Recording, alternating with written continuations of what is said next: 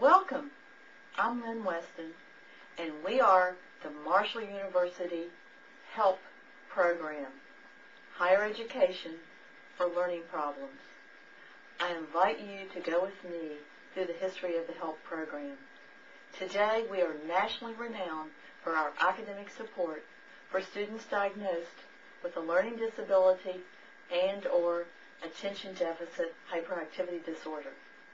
Our program includes college help, community help, medical help, and diagnostics. We're proud of our accomplishments, and I hope you find this video inspiring and informative. Thank you.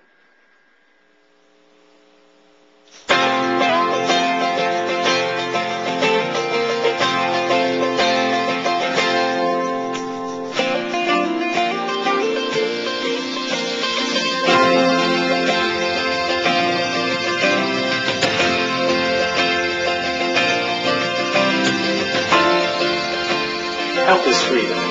Freedom to live your life with ability, not with disability. Hope is knowledge, knowing you can overcome. Hope is hope. Hope for the future. Help is making a difference in my life and in the lives of others. A learning disability, some people feel, is a rather negative term because it makes it sound as though it's just not possible to learn. And some people prefer the term learning difference because all I do is I learn differently from the way you do. More than 15 to 20% of people in the United States live with a learning difference, and many of them are crying for help. I'm Erica Pearson, a student at Marshall University. Choosing a college was an easy decision for me. Growing up in West Virginia, I always knew I wanted to be a part of Marshall. But many students choose this university for a different reason, because Marshall offers one of the top collegiate programs for people with learning differences. For more than 20 years, this university has been reaching out to students with dyslexia, dysgraphia, and other differences through the efforts of the HELP program. These are students who come to college with very low reading levels and other basic skills, but graduate college because someone looks past their inability to add or write well and sees them for what they can do, sees their true potential. We have had many students who we felt have just been beaten down through the public schools. It has been so exciting to us to see a new life emerge. It all started in this classroom more than 20 years ago. Barbara Geyer was teaching instructors at the community college how to teach students with learning differences. She says students kept stopping by to see her after they'd been asked to leave Marshall because their grades were so bad. One day a young man named Dutch came to see me, and I was so impressed. He was obviously very bright. I tested him and found out that he had an IQ in the genius level, and he was reading on a junior high school level. So I went home and mentioned to my husband that we needed a program for bright students who had good potential, but you could never make it through college without some assistance. And he said, why don't you start a program? My response was, well, that's very expensive, and I couldn't do that. And he said, write a grant. And today the program staffs about 80 people and helps more than 200 students a year find a way to cope with their differences.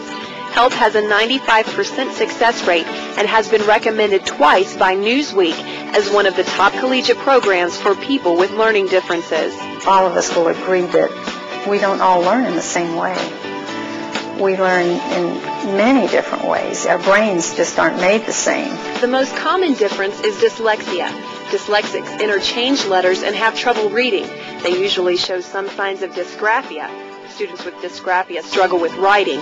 Those with dyscalculia struggle with numbers. And attention deficit disorder makes concentrating on one area. One learning technique Camille Robinson's dyslexia is drawing pictures in place of words.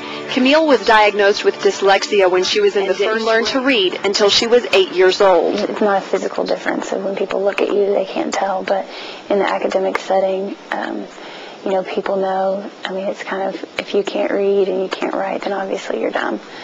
And it takes a very long time, I think, to overcome that and to realize that we aren't dumb and we aren't stupid, but we just learn in a different way. Nancy McCormick has been Camille's tutor for 4 years. Nancy also has a learning difference. She was diagnosed with attention deficit disorder after she started working with the HELP program as a graduate student. We always hear about people. Relationships with their tutors are a special bonus that students at the HELP program say is irreplaceable. That relationship is exemplified in Camille and Nancy.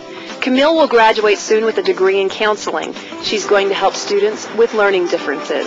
And she says she owes much of that decision to her mom away from home, Nancy. Because many of the smartest people struggle with learning differences, the HELP program started medical help in 1986. Medical students have extremely detailed exams formatted around reading and writing skills. How quickly you can read material and write down the answer is important and extremely difficult if you have a learning difference. Sometimes students only have 45 seconds to read and answer questions that are 4 or 5 paragraphs long. So what did they say they saw? Majester Jalil is in his first-year internship at Charleston Area Medical Center.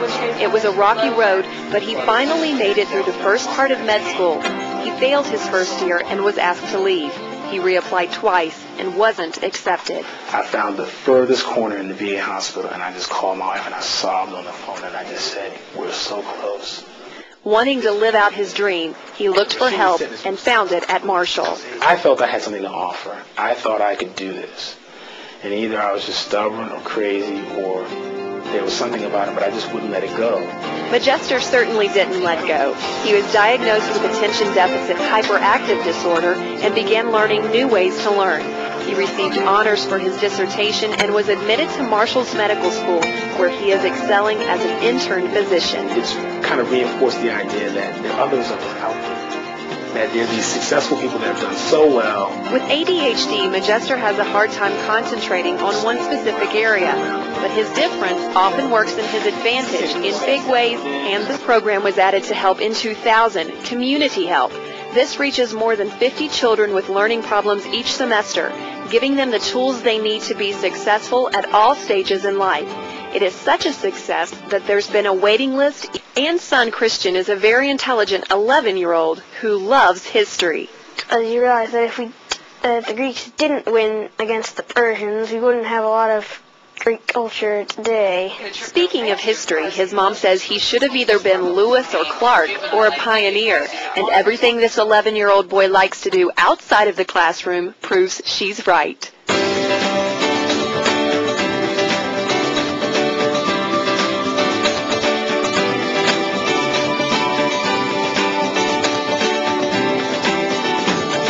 But as fly a fisherman and as tough a writer as Christian is, he still has trouble in the classroom.